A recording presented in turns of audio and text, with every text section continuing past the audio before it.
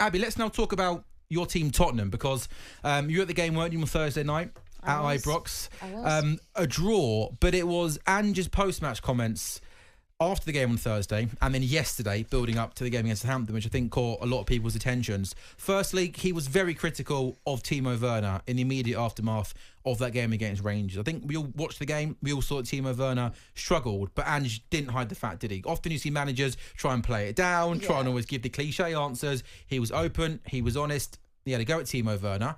Were you okay with that?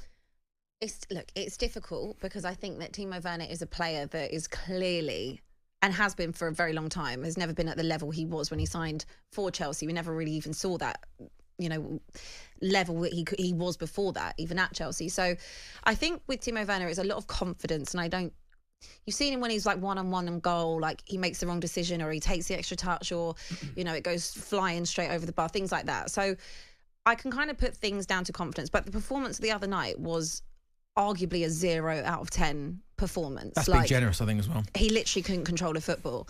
And I think what Ange's frustration is that the squad is obviously very thin. We've got a lot of injuries. I think there is a severe lack of, I say quality, but quality for right now, because I look at someone like an Archie Gray. I think that's a really good signing, really promising young talent. Lucas Bergvall as well, really good when he gets to come on.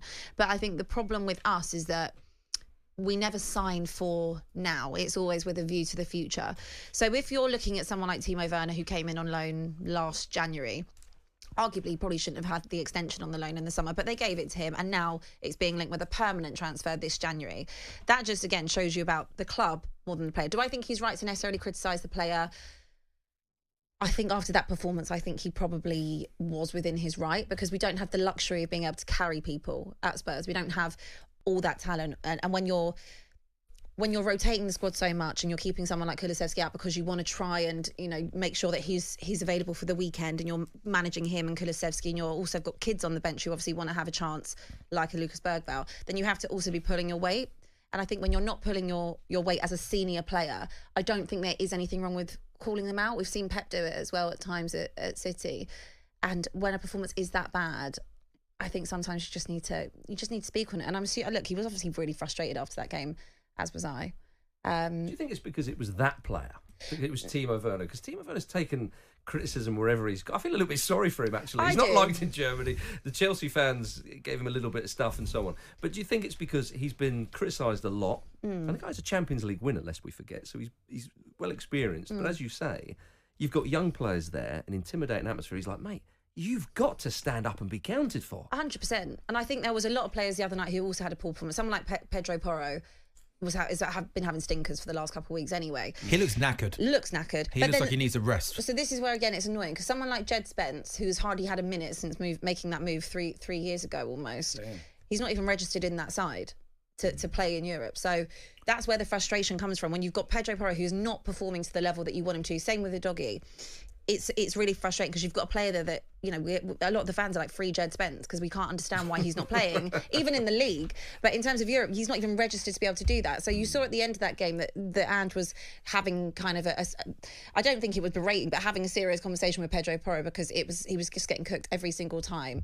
In that game against Fulham, he had a really bad performance against Chelsea, Ipswich, there's been loads of them. So he could have called out a number of people the other night. James Maddison was completely non-existent. I thought Son was terrible, didn't even realise he was on the pitch for large parts.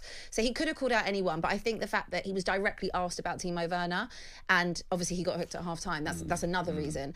And I think when you saw the substitutions, obviously we looked better when Kulusevski came on. I thought Sarr did really well. And Slanky as well, holding the ball up. And also Lucas Bergvall, when he was playing in that 6 role a little bit the other night, he actually did a really good job. So as a senior member of that squad, and someone, like you said, rightly, has won the Champions League, you want to set an example.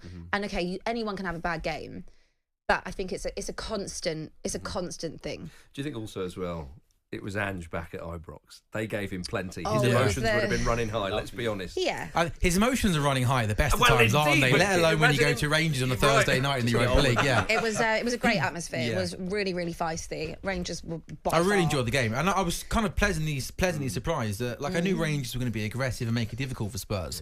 But I was surprised at how well Rangers played. They played some really nice football in that first hour and probably should have been maybe more than one up. And I thought Rangers really I think tired. they should have won the game. On AM, on DAB, via the talkSPORT app and on your smart speaker.